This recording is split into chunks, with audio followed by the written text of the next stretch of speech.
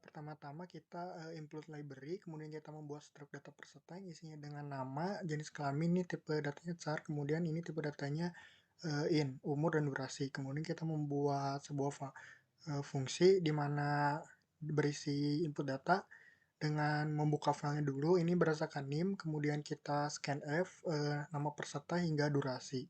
Kemudian kita write, artinya kita write file itu, kemudian kita close. Kemudian selanjutnya saya membuat fungsi bernama list data. Pertama-tama kita membuka dulu file yang tadi, kemudian kita membuat kondisi. Nah, ketika data yang tadi kita input, maka akan dimasukkan ke dalam file itu.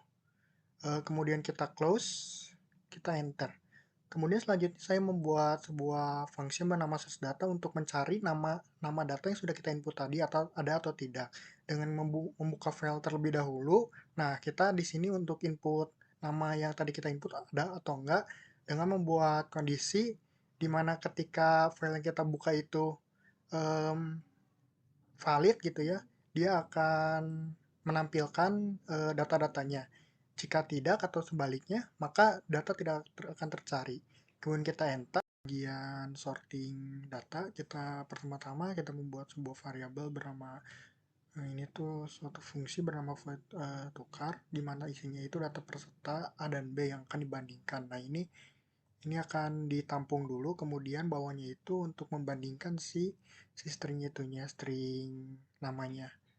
Ini dibandingkan dengan, nantinya akan dibandingkan dengan menggunakan bubble shot, di mana ini return X-nya itu menembak ke value nama, dan-nya juga menembak ke value nama. Kemudian kita membuat sebuah void short untuk meng-shorting data. Kita membuka dulu awal-awal datanya, kemudian kita membuat kondisi yang data itu akan di-read dulu, kemudian kita close, kemudian kita membuat sebuah variabel untuk syntax sortingnya, yang dimana kita string compare untuk menukar string nama.